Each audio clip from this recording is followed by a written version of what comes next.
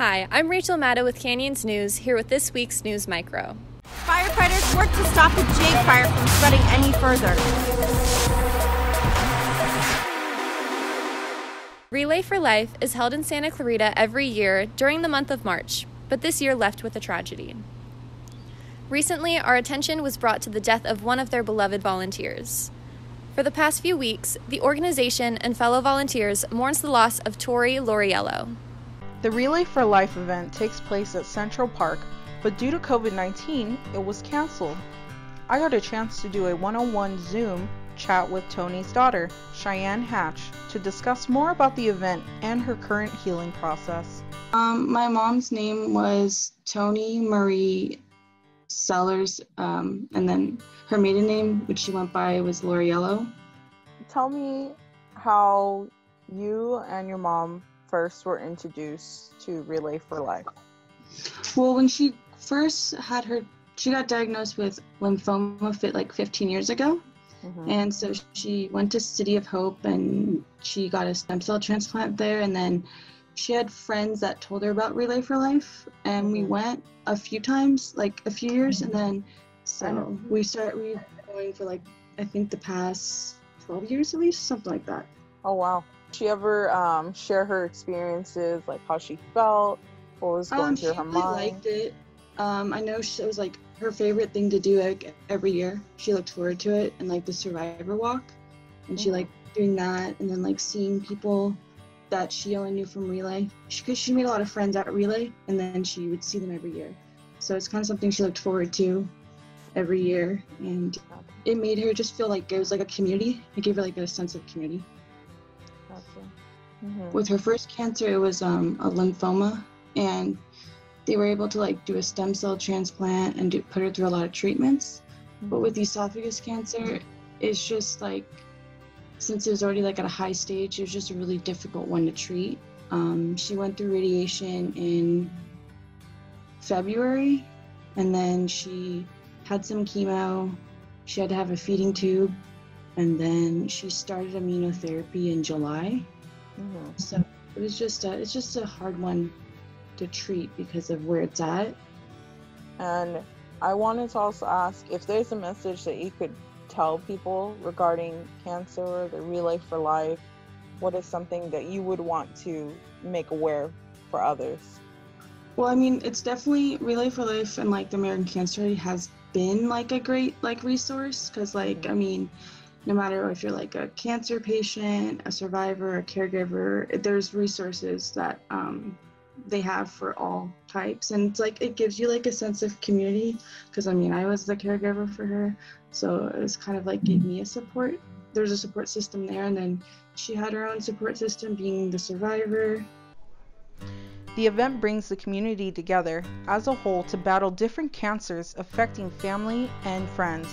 Tony was a survivor that influenced not only her group, but many others by acts of kindness. On a brighter note, the city of Santa Clarita purchased the Valencia Ice Station upon its potential closure as a result of the coronavirus pandemic. Planned to serve as a multi-purpose arena as well as an ice station, the ice station's doors will remain open once the official purchase goes through.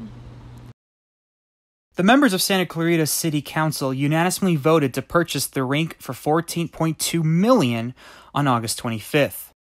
The expensive acquisition is the result of a community movement called We Save the Rink, which was created by two Santa Clarita residents named Lee Ann Dunleavy and Stacy Titer, who wanted to save the financially troubled business. We're passionate about it.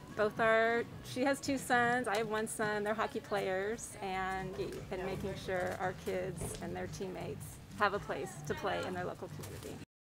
Overjoyous residents of Santa Clarita showed up to the ice rink to celebrate its acquisition, along with the two founders of the movement, the mayor, and one of the city council members. This facility is used more than any other facility in Santa Clarita. Think about that. More than all the parks, more than all the libraries, more than all the community centers. The only thing used more than this is the bus transportation system in the city. I'm Moises Berrigan, Canyons News. A rocky movement has been capturing the hearts of Santa Clarita residents. Painted stones have been left around the city, inspiring others to pay forward with generosity. But the question that most civilians have here is, why? In a time that seems so dark, Santa Clarita has found color in rocks? A Facebook page titled Santa Clarita Rocks has started a movement in which citizens, like Angela Zaidman, paint rocks and place them around the city to spread creativity and positivity.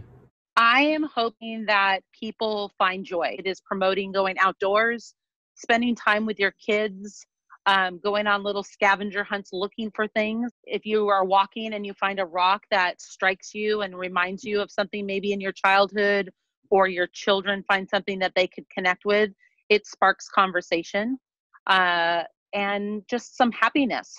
It has brought brightness to Zaidman's life as well. It gave me something to do and gave me purpose. And I like to draw. I'd never imagined that I would like to paint on rocks, but it was something that I find that relaxes and it helps pass my time, and I guess is mentally, helping me to get through all of this where we couldn't go anywhere or do anything. The Facebook page regular encourages everyone and anyone to take part in this movement, even if you don't consider yourself an artist. I would encourage people to take part. You don't have to be an artist. You can do it. So I would encourage anyone to get some paint. It's something that can be inexpensive and anybody can take part in. Make a difference, make people smile, and help us all get through this time. Reporting for Canyons News, I'm Gilbert Melgoza. This has been Rachel Matta at Canyons News.